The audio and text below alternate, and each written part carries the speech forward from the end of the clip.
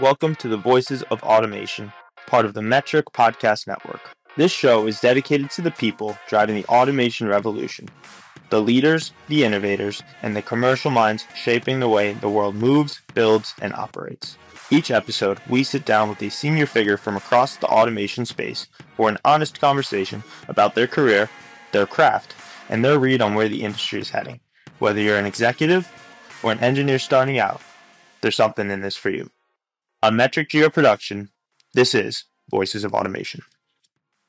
I'm here in New York City with Freddy Padilla, Operations Manager for the Life Science Division of Trinity Consultants. Hi, good morning, Zach. Pleasure to be here. Thank you for Freddy. having me. Absolutely. I appreciate you making the trek up a little bit earlier and coming on Voices of Automation. For those who don't know you, Freddy, tell them a bit about yourself, introduce Trinity, and we'll go from there. Sure. Zach mentioned my name is Freddy Padilla. I represent the Life Sciences Division of Trinity Consultants. Trinity Consultants overall specializes in environmental consulting, but over the years, they have acquired a number of companies to diversify their portfolio, and one of them being Advent Engineering. So when I started with the company, I started it before the acquisition under Advent Engineering, and now in an attempt to harmonize and streamline our services and offerings, we combine a few other business lines together that make up the Life Sciences Division. So we also have SafeBridge, Aztec, as well as Safety Partners and Advent. And altogether, we serve the life sciences community in engineering, industrial hygiene, toxicology, and safety, as well as automation, obviously. Yeah. Not to gloss over that important aspect, but it's been a great journey.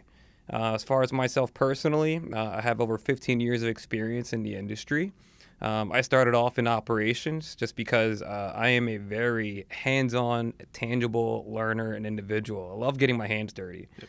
And I get a full understanding of processes and systems, not just visualizing it, but seeing it in action.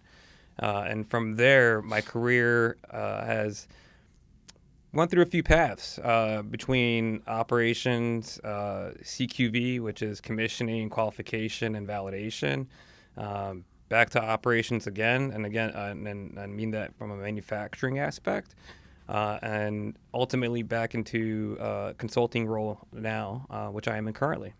Awesome. Yeah, I mean, obviously I took a look through your career path and how you got up to where you are. And I think with having that background, working on the plant floor, having that process background, understanding what's going on, has, I think from what you said, right, you were able to learn hands-on. You're able to learn the ins and outs of what's going on, and then you step into more of a leadership role where you're overseeing everything. You've seen those problems. You've dealt with them yourself, so it makes it 10 times, I don't want to say easier, but 10 times easier to be able to say, I've been here before, I've done it, I've grown through it. And that's something I recognize with Trinity itself, right? Even if it's yourself, I don't know if they want me to give them shout outs, but Jen, Kenny, everyone really with the team, it seems like everyone's kind of grown with Trinity throughout the company, which you don't always get that at some companies. So I think that speaks a lot to Advent, Trinity, and the progression that you guys have in place. I remember when we first talked, that was a big thing. We promote from within, which is, I think, one of the best things you can do. You get the right people in the right places that know the organization already. So, I mean, I think that's a testament to the team and also the company. How'd you end up getting in the industry? Kind of start back from the beginning. Yeah, taking it back a bit, right?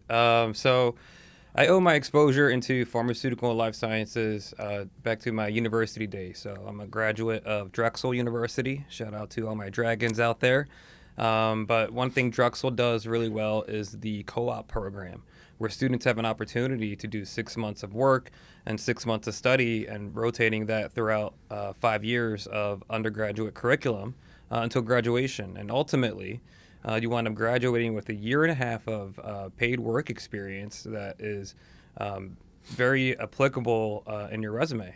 So I used that as an opportunity. Mind you, my first co-op was not in pharma industry. My first co-op was actually in a chemistry lab at the Community College of Philadelphia. Um, I'll go into a little side note on that later, but it really made me appreciate the science behind it. Again, like I said, it was very tangible. I hated chemistry at the time, and I fell in love with it. Just having that hands-on experience, playing with chemicals, believe it or not, in a safe environment, controlled environment. And my second co-op was actually in pharma in a contract manufacturer located in Princeton, New Jersey, where they did protein purification of monoclonal antibodies, and that opened up my eyes tremendously. And since then, I automatically fell in love with the industry. I hate to say it, but I'm a very structured, regimented individual. I'm very type A. Not to say I don't like my having fun and being loose and creative as well when the time calls for it. But when you are in a heavily regulated industry that's dominated by tons of paperwork, strict regulations, and for good reason, mind you, right? It just blended well with my personality and who I am, and it took off from there. It's funny you say that. I'm the exact opposite. If there's a certain, I guess, I remember like chemistry classes and biology and all of that. It just, for me, I was like, why do I have to have such a process involved with having to detail every little thing about it? And I was just like, this probably isn't really for me to be hands-on in the lab. And one of my best friends, he went on, become an engineer, kind of do all the lab studies, kind of go through that grind, and good for him on that side. But I recognized very early, I was like, I cannot be in such a structured environment. And I think that's a big thing, like being able to recognize where you thrive, what you enjoy. Because, going into it, like what you said, your internship really didn't have to do with what you're doing now. And I think that's a big thing that people coming out of college now see. I went through it 2 years ago where you don't really know what you want to do. You have something you enjoy a little bit aspect. Like, I played baseball. Once baseball ended, it was like, all right, I don't really do too much. Like, there's not too much more. That takes up a lot of time. What do I enjoy? So I was fortunate. I had an internship. It was like events planning at a company called like Loud and Live in Miami. Great internship. Got a lot of experience. I knew I liked business development, and so I was looking for a position where there's talking to people, interacting with people, very much kind of on a whim, figure it out. And I knew I wanted that, and that's about it. And so kind of applied to some roles, got this job, and here we are. And here you are today. Yeah. But I think the big side of it, it's just understanding how you operate and what sort of roles would be there. But you don't get that without experience or trying different things. So I see that even friends like coming out of college now, like that's a big thing. It's like, oh, I want this. And it's like, you don't actually want a specific job. You just want something that's going to fit your personality and then you can kind of develop your career through that.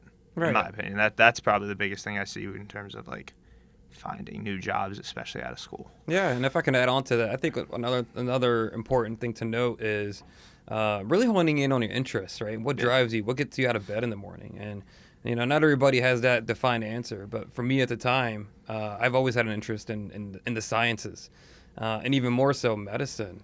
So that also helped me naturally gravitate to where I am at today in my career too, is playing off those interests. Because ultimately, it's all about driving your passions, right? And what fuels that fire from within. And passions can come in many forms, right? A lot of people go into their careers for the sake of money, because it's a very lucrative position. Other people like the rush, adrenaline rush, as far as what their day job brings to them. And other folks like the social aspect of things, right? So I think it's important for folks to have self-recognition and do some of that reflecting, because at the end of the day, once you graduate at the age of 21, 22, you have about over 40 years, right, of work, right? Nose to the grindstone. Now, granted, everybody's different. Yes, there's early retirement and things like that. But for the general audience, right, you have 40 years that you're committing your life to earning a paycheck. Yeah. But, I think that's where, as individuals, we need to be mindful of making the transition of a job versus having a thriving career that can help define ourselves and who we are. Yeah. And I think going into that, what do you think a pivotal moment in your career was where you took kind of that leap of faith, you made a move, right? A rejection maybe that kind of shaped where you got to today. For sure. I think it was when I took my position as operations manager for GSK, GlaxoSmithKline, right? Fortune 500 company, large organization. Never had a management position before in my life, right? But I've held a number of different positions in nonprofits and volunteering based organizations where it kind of geared me up to have the soft skills ready for it. Mm-hmm. So I stepped into the role. Luckily, I was already familiar with a lot of folks who were going to be my direct reports. And they were, believe it or not, old enough to be my parents. So having direct reports who, where you have that generational gap, that leap, was a bit daunting. But it helped me form relationships with them more so than I thought I did before, because I knew them as colleagues in the industry and as acquaintances. But getting to know them, what makes them tick, what drives them, what motivates them, and even more so how to communicate with them is going to be a lot different than somebody who's out of school, who's a lot more tech savvy, who may not be as amenable to face-to-face interactions or even a phone call, right? We prefer to have everything over text, over email. So to me, that was the one leap of faith that I made that made me a stronger leader and a manager today. Yeah. And you kind of mentioned, I think that is a lost art where everyone on the younger side, it's text, it's email, it's just, it's very much that. For me, I'm like, I prefer just talking to people. Like, if there's something that needs to get done, just pick up the phone and call someone. And for me, it's like that closed loop of, okay, if I talk to you, I know where everything stands. That's it. Instead of having to wait for that email. Right. And that's just how I operate in that sense. But, right.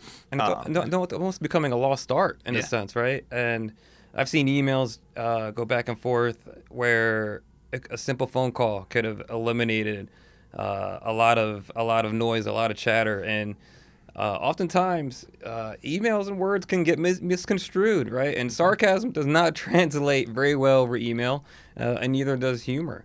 So that's where the conversational piece, I think, is very, very, very important, because it also allows who is receiving the message on the other end to be receptive to you, your personality, even your body language, right? Because there may be subtle cues underneath that you may be displaying, and it's also a form of communication. Now, not everybody may be in tune with that, but it's at least important to have that shown, because subconsciously, us as human beings, as individuals, we're receptive to that, whether we realize it consciously or not. It's how we've operated as, not to get like go into history, but as humans itself, like we've only had cell phones and technology and that communication from a non-verbal standpoint or a non-in-person standpoint for so long relative to how we've developed. So, I actually, like, going into tone, body language, and what you say and your words. Like, I was never the biggest, like, English major. It just wasn't for me in that sense of, I didn't love writing these large five-page papers and everything there. I liked articulating my idea, but I didn't want to have to expand it over, like, that excessive, that 5-10 page sort of paper. Some people really thrive in that. So I have one colleague, he is great at texting, great at emailing. Like, that's a strong suit of his. So I'll sometimes just ask him, I'm like, hey, like, how would you say this? Because I'm trying to convey this, but I know my tone's probably not going to be on that same. And it's about highlighting people's strengths, right? And knowing, okay, from a leadership standpoint, I think, like, okay, this is where you do very well, and I'm going to go to you for these questions and that such. So I want to take what you just said and relate it back to the industry a little bit, right? Because I think it's very, very important, especially how I've interacted, I'll say, with other folks within the organization or other key stakeholders, right? Yeah. Quality assurance, QA, love them or hate them, we have to work with them, right? Yeah. And I found that the best relationships with QA always start with that email, that text-based, right? Because majority of the time, that's what they're doing. They're reviewing paperwork. They're reviewing what you're submitting to them. They're taking it at face value, right? But oftentimes what I've learned throughout my career is before even documenting something, whether or not you think you may be doing it the right way, start it off with a conversation with them. Now, I'm not saying, hey, record something later after the fact, right? We always want to stick to Alcoa, CCA, data integrity principles.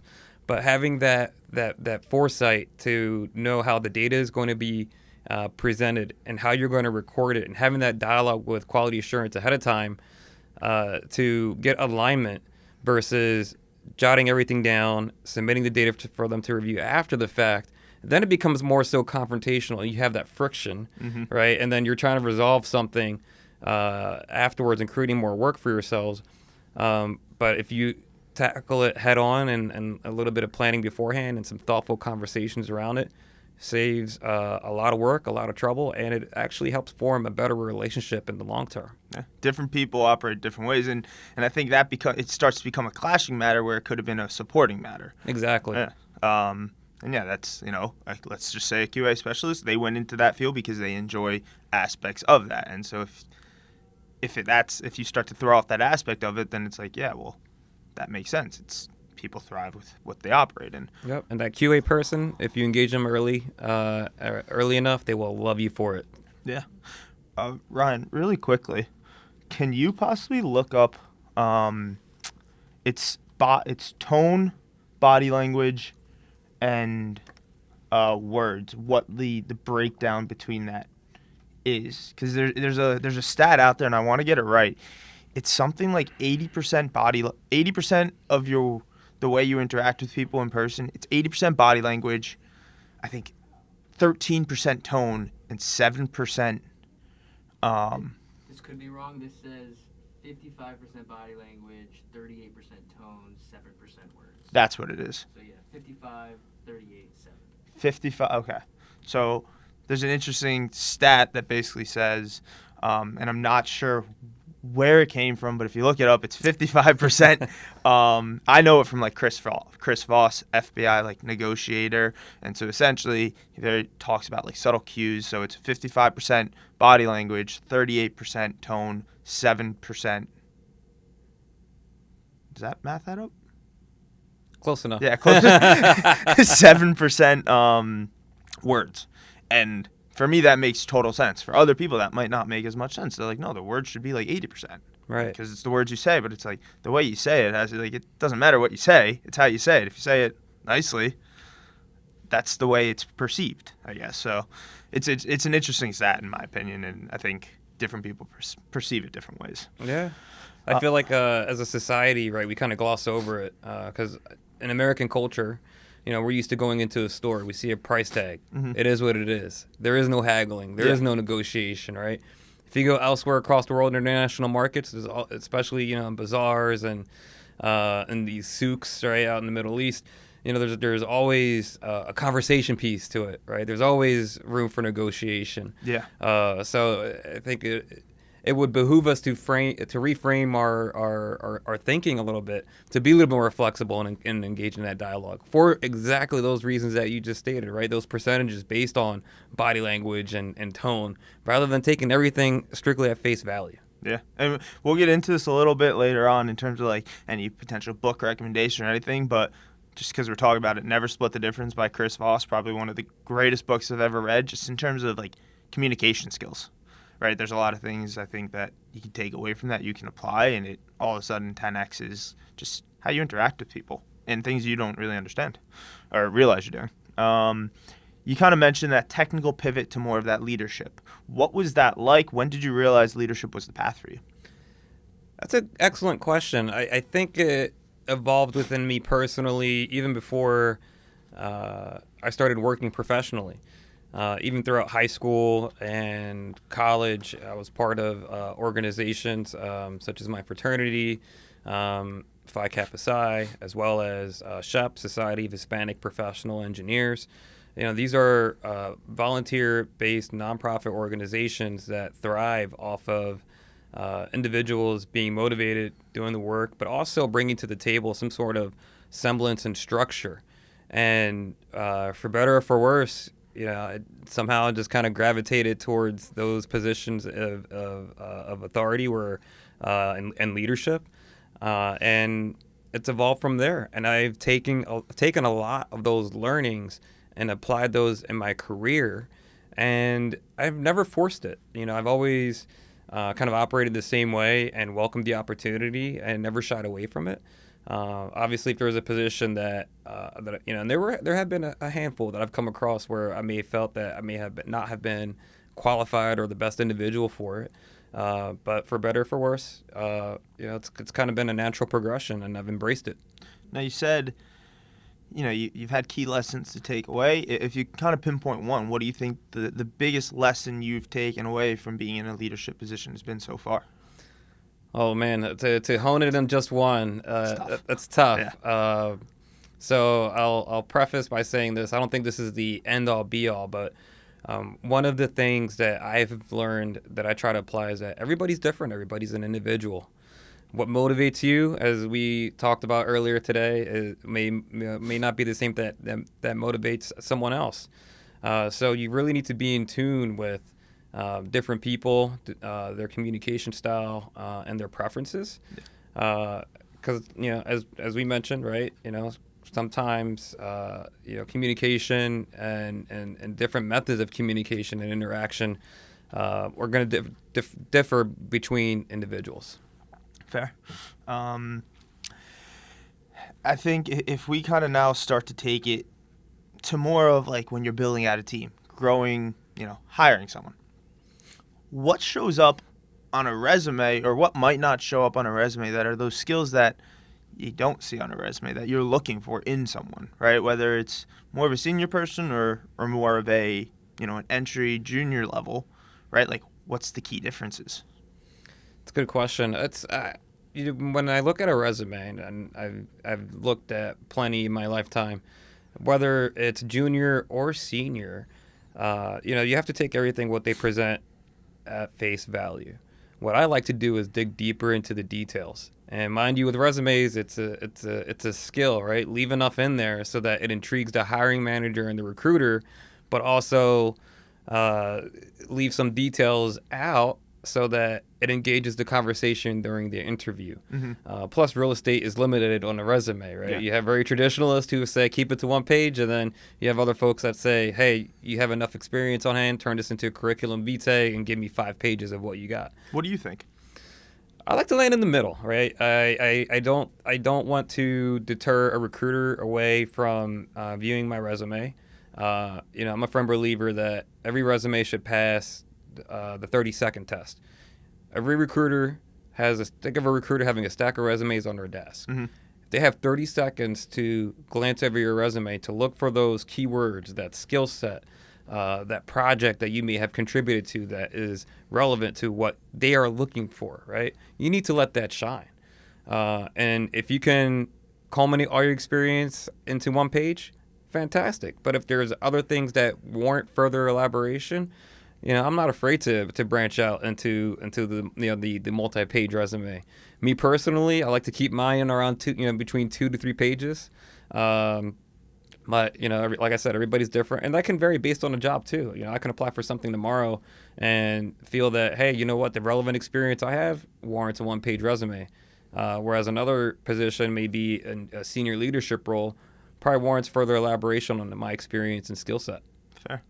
Yeah, and obviously I'm a recruiter, so I read resumes all the time. I look at things. Yeah, what's your take? Has anything I said rang true to you? Absolutely. When you said that 30-second test, so I need to take it back to when I first started. I connected with a gentleman named Rolando Fernandez. He was the kind of talent acquisition leader for Cadillacs, and essentially, really just great guy. He recognized, he was like, all right, you're still learning.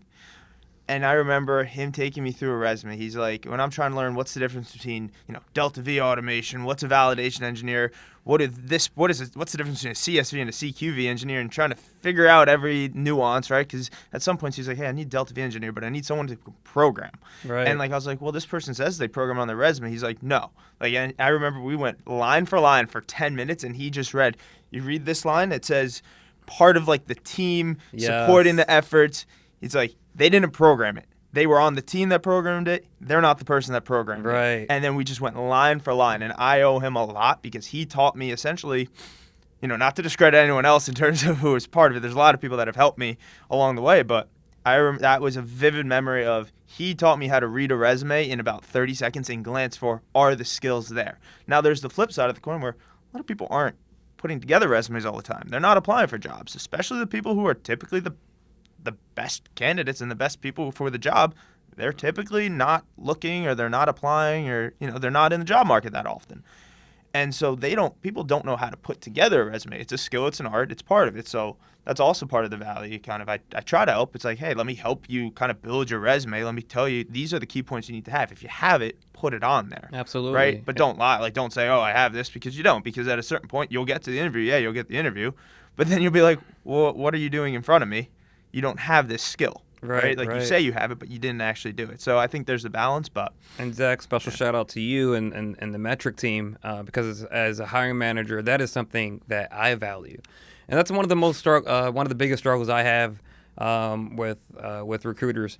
Not yourself, obviously, but it's the fact that, hey, this person said they had this on their resume. Sure, there's a key buzzword there, right? Like, you brought up a beautiful example. Part of a team that programmed software, right, or code, for instance, but were they the actual developers, actually the ones in the field?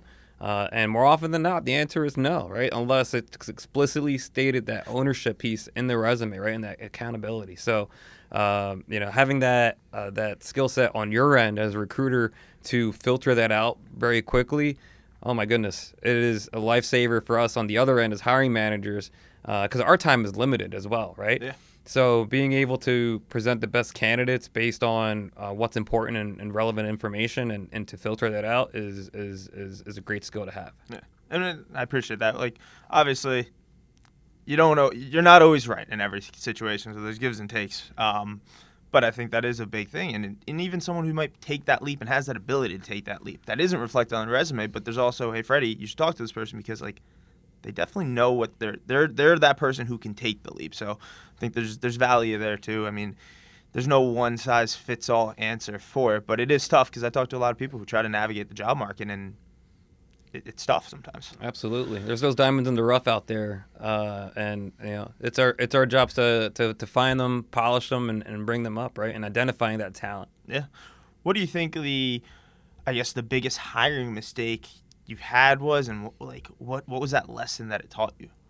We don't need to get in like names and specifics, but I'll share a funny story. So I once worked with a third-party recruiter. They presented an individual, screened them. They did very well. Presented them in front of the client. They did great.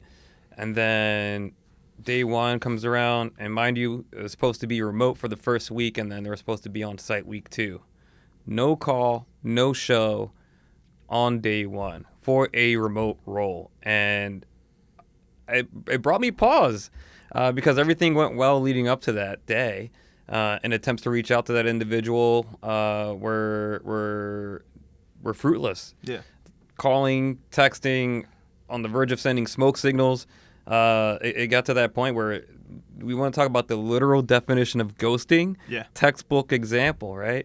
So I did some homework, did some digging, and I found this individual. I literally typed their name into a search engine, and it turns out that they had a prior run-in with the law. And I'm choosing my words carefully here, right? Mm-hmm. Because just because they had a run-in with the law does not necessarily make them a convicted felon or ineligible for employment. So I just want to state that for the record. But I came across this individual, and his mugshot was on the 6 o'clock news for his local news station, and reading the story, right? Granted that a few years had elapsed, not that many years, but a handful. Between that incident and when I hired them. They passed a background check. Did like I said, from a technical standpoint, from the interviews with myself and the client, they did great. So why the no call, no show on day one? Couldn't tell you. Yeah. If I would have searched this individual ahead of time on other platforms and social media, would I and come across the information that I did? Would have I still hired them? Maybe. Maybe, right? Mm-hmm. Obviously, would have given me some hesitation, some doubts, and whatnot. And I'm not trying to draw a correlation between this event and their prior history, but to bring it back to your original question, don't be afraid to do your homework. Yeah. Call references if they supply them, because it's a really good, really easy filter. And don't be afraid to type an individual's name in a search engine and other social media platforms to find out. I know a lot of folks may, I'll say, may not be in favor of that practice, right? They may think, hey, social media is my private platform. It's how I express myself. It's how I communicate. And I respect that. But also, as individuals, we are walking representations of ourselves and our brand. Yeah. And we have to be mindful that if we do get hired by a company, we, in essence, represent them too. Yeah. So that's always in the back of my mind, right? So there are smart things folks can do with privacy settings and things like that, so that they can still use those creative outlets. But they also have to be mindful of professionalism and that aspect of their lives as well. Yeah. And you are what you present. At the end of the day, if this is how you present yourself, like you said, if there was no search engine, there's nothing to look them up, great person for the job, right? And they still could have been, and that's a big thing too. Like, you are what you present, and that's what people have to read off of you. So you might, and that goes on the flip side, you might have all the skills for the job, but if you don't present well, you're not able to articulate. It's like, I might understand you have all the skills, but this is what you showed them, which is something I do come across a lot with engineers who don't get the job, where it's, well, I have the skill. It's like, how'd you do? Like, were you able to articulate you have the skill? Yeah, I guess realistically, it goes both ways on the side of, things can go well. You can have a great resume, but you need to articulate it, or you don't have a great resume, but you can articulate it very well. And it goes back to what we started the conversation with. Skills, right? What are you good at? What are you not good at? Put yourself in a position where you can excel. Where I think that's where a recruiter's valuable, especially for the engineers in particular, where it's, you probably don't articulate something the right way. Let's get you to a point where this is what you need to say about your experience. Let's really digest what you've done. Right. And again, I'm not saying, hey, lie about what you've done. That's not it. It's more of, let's pull the information we need, and let's get rid of a lot of the fluff that you don't really need to say, because you do want to be concise with your answers, particularly in the pharma sector, where it is very regulated, as we say. It's very regimented. It's very scheduled. You need to mirror that, right? And so a lot of resumes might not get through that final end user because it needs to be a specific way. Right. And that parallels the industry. And even the inverse, and to kind of do a deeper dive into what you mentioned. I have interviewed engineers who are brilliant, absolutely brilliant, very technical savvy, hard workers, great work ethic, right?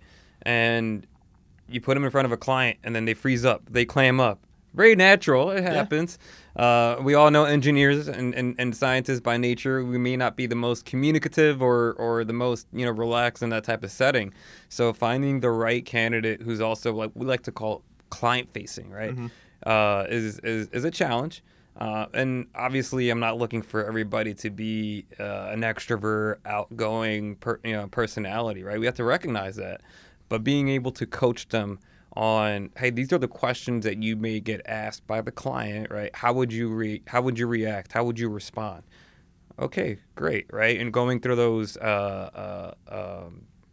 role-playing scenarios, I think is very, very, very important. But also knowing that and recognizing some of the roles you may fill, or some of the roles you may have open, either may need somebody who is a little bit more client-facing, who is a little bit more articulate, because they need to work with cross-functional teams.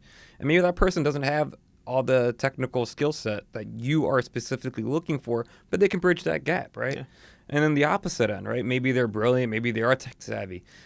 They may need some coaching on the other side of things, right? On working with cross-functional teams, or how to interact with somebody who doesn't see the same point of view as they do. So it goes both ways. Yeah. And I think you're a prime example of that.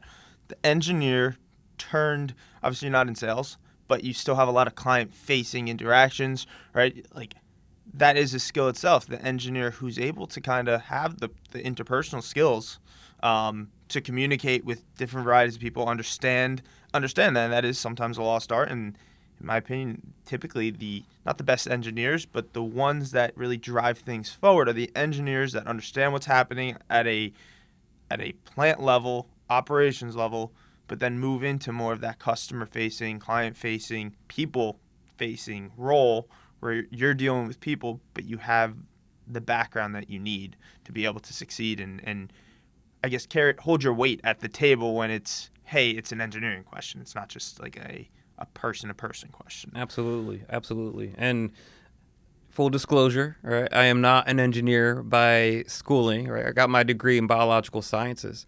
However, my career has, I guess, taken me full circle, right? I'm doing more engineering now than I did when I actually first studied it at Drexel. So I started off as a biomedical engineering major and didn't thrive in it, right? It's a tough environment, but I knew my passions lied in the sciences, and I knew I would do much better. But at the end of the day, I was still able to align on my career, my path, and my interests to get where I am at today. And to your point, I recognize where I am not the smartest person in the room or where there is a skill set or a knowledge gap. But the smartest people are able to surround themselves with those that can help fill in and plug those gaps, whether it's at the table with you or at least within the support network to fall back on, and being able to relay those and have those conversations so that you can still bring technical value to the table. Yeah. Going into more of, I guess, what motivates you in pursuing your career path, right? Like, what are your goals? What are your ambitions? Well, that's a loaded question. I haven't thought about it in a little bit, and the reason for that is, me personally, I kind of operated the same way I've always operated. I've always aligned to my passion and my interest, and let it grow from there. I've always contemplated, hey, do I want to start my own business or do I want to become a C-suite executive somewhere? And to me, no matter which path I choose, my goal as far as who I am and what I want to do in the industry, I still want to scratch that technical itch that I always have. And this is why I love consulting. Different projects, different challenges, warrant different solutions. So that helps me stay engaged. On the other side, as far as what I like to do in organizations is to help lead, help manage, and help grow. And I can do that in any capacity, like whether it's consulting or being in the boardroom somewhere. To me, it doesn't matter either way. It's bringing value to the table and helping drive the organization towards growth, and not just growth in the sense of numbers and dollars and cents, but as a company and something to be proud of, and having an environment that's collaborative where everybody enjoys coming to work every day. Fair.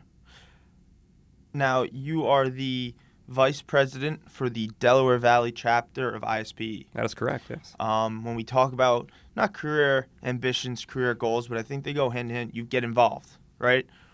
How did you get involved with ISPE? Take us through that a little bit and what the overall mission is. Sure. So the overall mission of ISPE in general is connecting pharmaceutical knowledge. And I first got a glimpse of ISPE throughout. I couldn't tell you where or how it happened, right? But we all know ISPE through publishing technical documents and having that brand presence. And somehow I may have shown up to an ISPE event that the Philadelphia chapter was hosting and got my name onto an email list. I was always in tune, always plugged into what was going on, and attended a handful of events throughout the years. When I stepped into my current role as operations manager for the life sciences division of Trinity Consultants, specifically within Advent, I'm proud to say I was employee number 1 for the Philadelphia office. So right away, I knew I had to expand my network, right, to get our brand out there, to get myself out there. So ISPE offered a great networking opportunity to do that while still offering something of value, right, and that connecting of pharmaceutical knowledge and like-minded individuals who can help bounce ideas off of, for any technical issues and really connecting with other industry leaders. And since then, it's culminated to my position as vice president today. I went from just being, I'll say, a general body member, just attending events here and there. And when I expressed interest in joining and being more involved in a chapter, one of the areas that was identified that needed the most help with the volunteers was our symposium. So every year, ISPE DVC has a annual symposium and exhibition hosted at Lincoln Financial Field. It is a fantastic event, and I ran that for 2 years. It features about 130, 140 exhibitors, tabletop exhibits. Think of it as a mini Interfex, if you will, for those who are in the industry know what Interfex is. But it's an opportunity for vendors and service providers to make that connection to local contacts within the industry, within the Philadelphia region. And that is a year-long effort of planning and logistics and coordination. But I love the event just because I'm a huge Eagles fan. Go Birds, right? I had to throw that plug in there. But I really enjoyed the event for what it is and the venue and all the joy that it brought. And it was great to have a direct hand in planning it and executing it and seeing what goes on behind the scenes from start to finish. So after doing that for 2 years and I guess, not messing it up, I want to say I did a good job at it, but, it lent itself to succession planning within the chapter and so having those conversations start to say, hey, who would be the next leader to identify, to grow, to help lead the Delaware Valley chapter. From being vice president of the symposium for 2 years to being executive vice president of the chapter overall today has been a great opportunity. The Eagles fans, it's like a cult-like following. I went to school in South Jersey. There is a Central Jersey, in my opinion.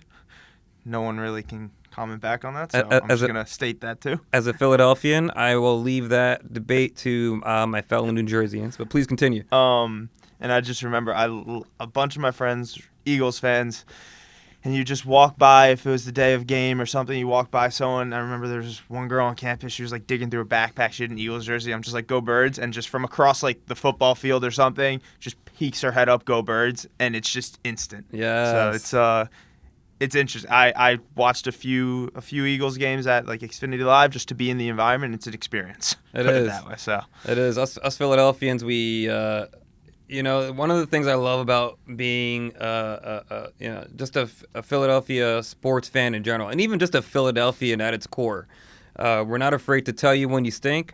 We're also not afraid to tell you when you're doing great. So. It takes thick skin to be in Philly overall, and I think that just permeates through a lot of personalities within Philadelphia in general. Yeah. But I love it. Yeah. I love it. Yeah, it's an interesting place for sure. I mean, obviously being in New York, it's a huge city. You get so many. I guess I don't want to say implants, right? But you have so many people. It's just a melting pot. Philly, it's the same thing, but it feels a little bit more historic to itself. There's roots to it. Whereas New York, it's always changing, in my opinion. So I think it's very similar to Boston in that sense. Absolutely, a lot of history, a lot of culture, but not just culture from transplants, as you mentioned, right? But culture that stems back generations. Mm-hmm. We're talking about even hundreds of years going way back. Not as far back as the colonial era, but just as far as families establishing themselves and keeping traditions alive, and I'll say further elaborating more on that melting pot, right? Either within our own families and generations and communities, but also welcoming those who are from maybe an outsider or a transplant to bring in their culture and their perspective, right? And I know a lot of folks have differing opinions on that, and that's okay. Yeah. Either for preservation of their own culture and their own heritage, or fear of the unknown.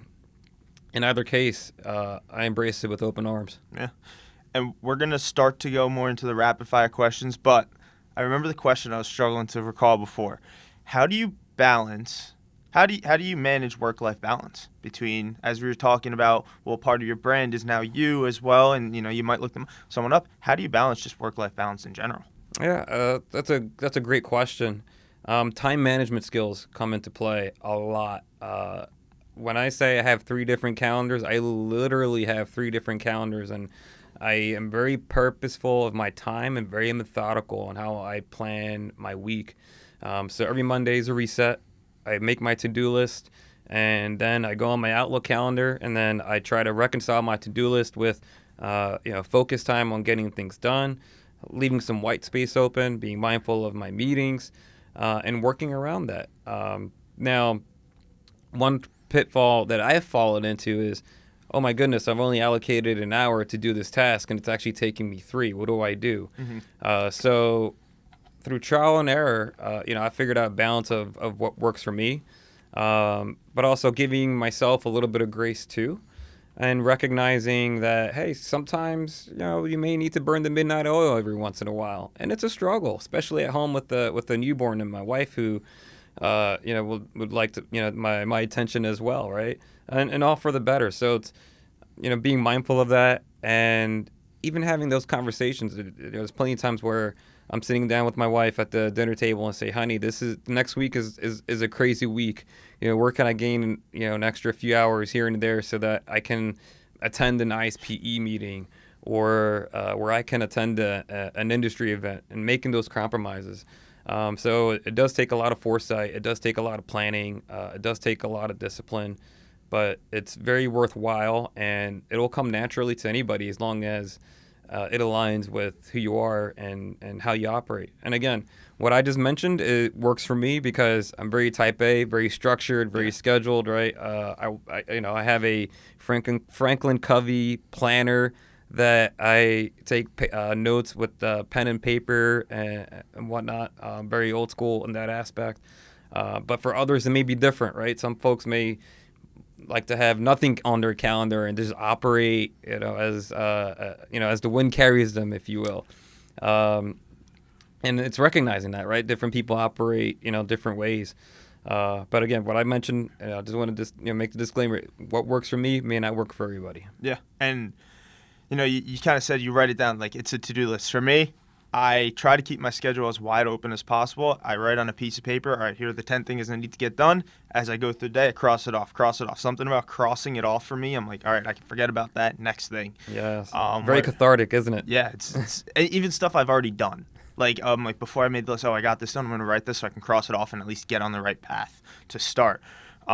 Whereas like my colleague, Brett Sandler, anytime someone asks me, how do I organize? I'm like, just ask Brett. Because if you look at his Outlook calendar, it is to a T. It is the most methodical, organized person at our company, in my opinion, or at least in our office, where it's impressive. It doesn't work for me in that sense, but it works for him, and it's good to have a bit of both because different people are different. Right. I guess we're gonna go through some rapid fire questions really quickly here. I guess what's the best career advice that you can give to someone? You need to be needed. Full stop. Okay. Oh, the British term. I didn't realize it was a British term. But you need to be needed.